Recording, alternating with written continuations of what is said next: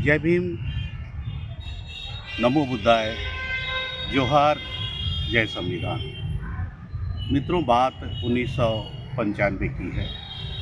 मान्यवर कांसीराम से वैचारिक मतभेद होने के बाद हमने एक संगठन बनाया, महादलित विकास मंच, जो दलितों में दलित महादलितों के लिए संगठन था। महादलित विकास मंच बना करके संपूर्ण दलितों के लिए पहले जो मैं काम कर रहा था, अब हम हाशिए के दलितों के ऊपर काम करना शुरू किए। और जैसा कि आप जानते हैं, इस देश में जो सफाई कामगार समाज है, जो सर पर मैला ढोने, सड़कों की सफाई करने, नालियों की सफाई करने के बाद 2 जून की रोटी कमाता है और उसे संवैधानिक अधिकार नहीं मिला था, आज भी नहीं मिला है। हम ऐसे समाज को आज़ाद भारत के गुलाम नागरिक के रूप में देखते हैं। आज़ादी तो 1947 को मिल गई, लेकिन इस कौम को आज तक आज़ादी नहीं मिली है।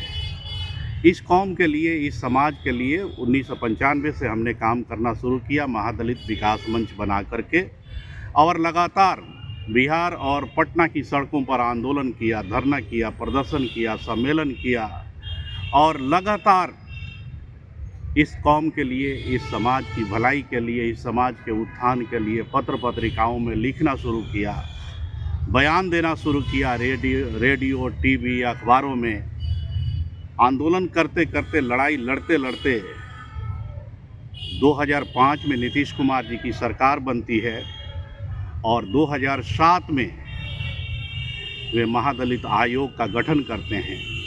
महादलित आयोग गठन करने से पहले किसी के माध्यम से वो मुझे बुलाते हैं और कहते हैं कि बबन रावत जी, आप जिस एजेंडे पर काम कर रहे हैं उसको हम लागू करना चाहते हैं।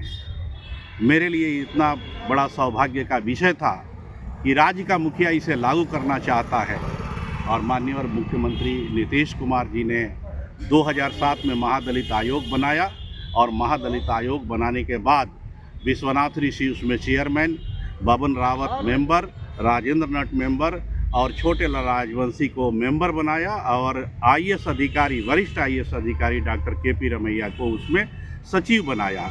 महादलित आयोग की टीम पूरे बिहार में घूम घूम कर महादलितों के उत्थान के लिए, उनके विकास के लिए काम करना शुरू किया और अपना रिपोर्ट दिया।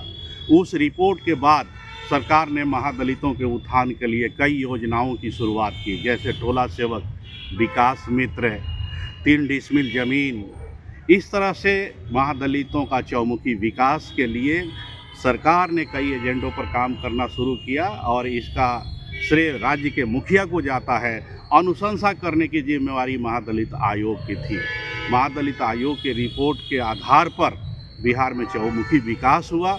और एक बात साथ साथ ये भी बता देना चाहता हूँ कि बबन रावत ने उस समय माननीय मुख्यमंत्री नीतीश कुमार से मिलकर, डॉक्टर केपी रमैया के साथ मिल करके सफाई कर्मचारियों के उत्थान के लिए जो भारत सरकार के 40 करोड़ रुपये यहाँ के बैंकों में पड़ा था और अधिकारी उस पैसे से सूद लेकर के अपना वेतन ले रहे थे, उन पैसों को सफाई कर्मचारियों के बीच में बंटवाने का आग्रह किया।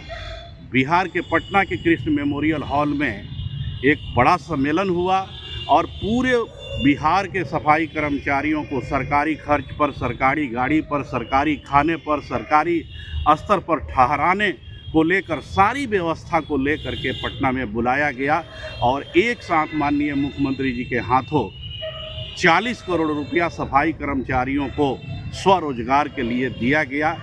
भारत में इस तरह का एक दिन में सफाई कर्मचारियों के उत्थान के लिए, विकास के लिए योजनाओं की 40 करोड़ रुपया सफाई कर्मचारियों को देने की ये पहली घटना थी। शायद इसके पहले किसी राज्य के मुख्यमंत्री ने इतने बड़े पैमाने पर सफाई कर्मचारियों को लोन के रूप में पैसे देने की कोशिश नहीं की, और शायद उसके बाद भी किसी ने कोशिश नहीं की। इससे सफाई कर्मचारियों के बीच में एक सकारात्मक मैसेज गया। हाल के दिनों में माननीय मुख्यमंत्री नीतीश कुमार ने राज्य में सफाई कर्मचारी आयोग बनाने की घोषणा की, और ये कहा कि जब दोबारा सरकार बनेगी तो इस आयोग को इम्प्लीमेंट करेंगे। दोबारा सरकार बन गई है, हम उम्मीद करते हैं कि महादलित सफाई कर्मचारियों के उत्थान के लिए, उनके विकास के लिए, उनके सर्वांगीण विकास के लिए राज्य में सफाई कर्मचारी आयोग का गठन माननीय मुख्यमंत्री जी के कर कमलों से होगा। इन्हीं शब्दों के साथ आज के वीडियो को हम यहीं क्लोज करते हैं। जय भीम, जय वाल्मीकि।